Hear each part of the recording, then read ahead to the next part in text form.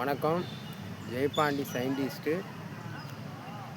இந்த வீடியோவில் இருந்து என்ன கருத்துக்கள் சொல்ல வர்றேன்னா, ஜெயபாண்டி சயின்டிஸ்ட் இவிஎம் மிஷின் தடை செய்யப்பட வேண்டும்.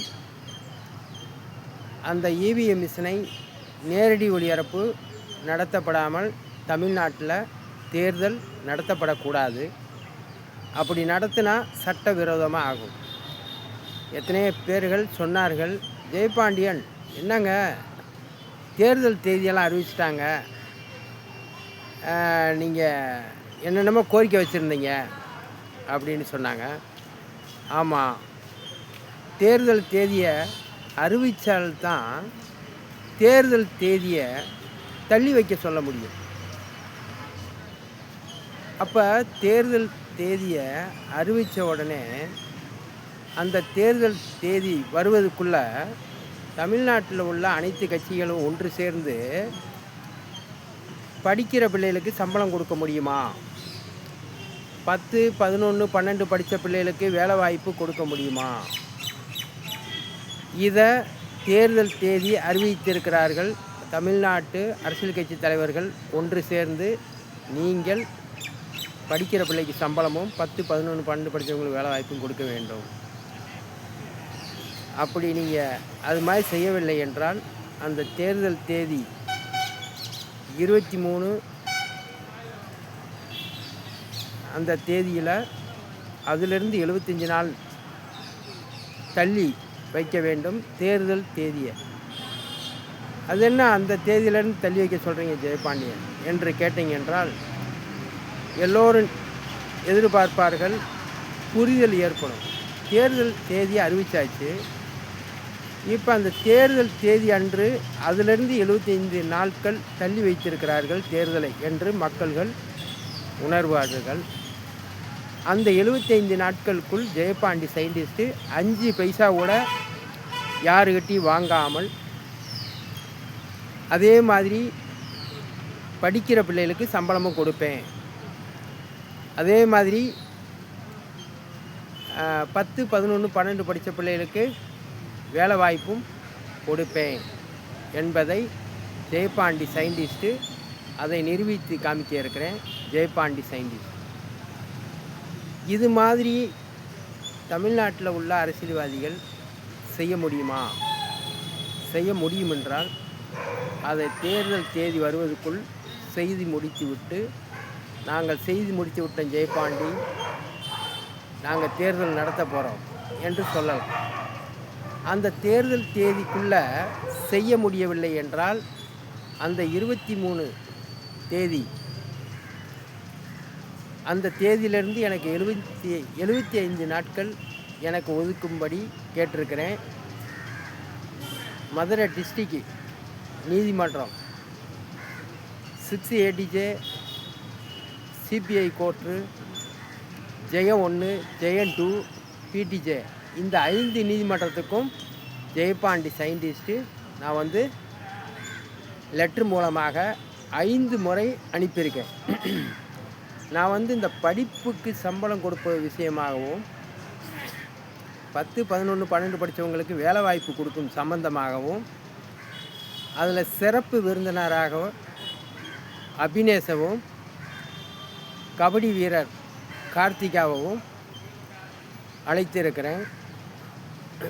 அவங்க வீட்டுக்கே போய் அந்த 2 பேர் வீட்டுக்கு போய் நான் அனுப்பின தபால் லெட்டர் வந்துருச்சா, அதை வாங்கிட்டீங்களா என்று கேட்டுட்டும் அவங்க வீட்டு முன்னாடி ஒரு வீடியோவும் போட்டிருக்கிறேன். அதனால் PO ஜெயபாண்டி சயின்டிஸ்ட்டு அந்த இவிஎம் மிஷினை தடை செய்ய வேண்டும். ஆகையால் கையில் குத்தி ஓட்டு போடும் முறையை பயன்படுத்தி இந்தியாவில் தமிழ்நாட்டில் தேர்தல் நடத்தப்பட வேண்டும். அதே மாதிரி இந்தியாவில் பெட்ரோல் கிடைச்சிருச்சு, பெட்ரோல் எண்ணெய் கிணறு கிடைச்சிருச்சு, அதை நாங்கள் எடுக்க போகிறோம்ட்டு பணக்காரர்களுடைய கையில் கொடுக்கிறார்கள். அதனுடைய உரிமத்தை மக்களுடைய வரிப்பணத்து மூலமாக அரசாங்க ஊழியர்கள் சம்பளம் வாங்கலாமா? போலியான அரசியல்வாதிகள் சம்பளம் வாங்கலாமா? போலியான தேர்தல் அதிகாரிகள் மக்களுடைய வரிப்பணத்தை வைத்து தேர்தல் நடத்தலாமா? ஆனால் இந்த போலியான அரசியல்வாதிகளும் போலியான தேர்தல் அதிகாரிகளும் பொதுமக்களுடைய வரிப்பணம் வாங்கி அந்த பெட்ரோல் கிணறை தோண்ட மாட்டாங்களாம். அந்த பொதுமக்களிடம் வரிப்பணத்தை ஜெயபாண்டி ஆகிய நான் வாங்கி கொடுக்குறேன். அந்த பெட்ரோல் கிணறை பொதுமக்களுடைய வரிப்பணத்து மூலமாக பயன்படுத்தி அந்த கிணறை தோண்ட வேண்டும். அந்த பொதுமக்களுக்கு பயனுள்ள வேலைவாய்ப்புகள் கிடைக்க வேண்டும். அதனுடைய வருவாய் அந்த மாணவ மாணவிகளுக்கு உதவ வேண்டும். ஜெயபாண்டி சயின்டிஸ்ட்டு ஒரே ஒரு கண்டுபிடிப்பு மூலமாக மதுரை மாவட்டம் முழுவதும் படிக்கிற பிள்ளைகளுக்கு சம்பளமும் 10, 11, 12 படித்த பிள்ளைகளுக்கு புதிய அறிவியல் வேலைவாய்ப்பும் கொடுக்க இருக்கிறேன்.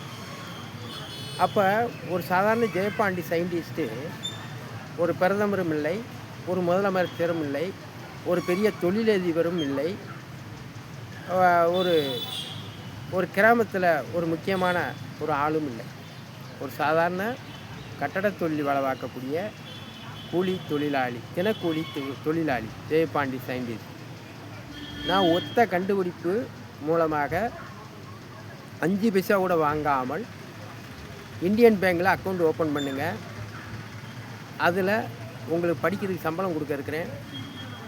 10, 11, 12 படித்தவங்களுக்கு வேலை வாய்ப்பும் கொடுக்க இருக்கிறேன்.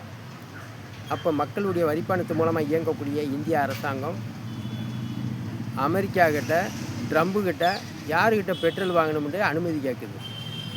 இது மக்களால் தேர்ந்தெடுக்கப்பட்ட அரசாங்கமாக மோடி அரசாங்கம்.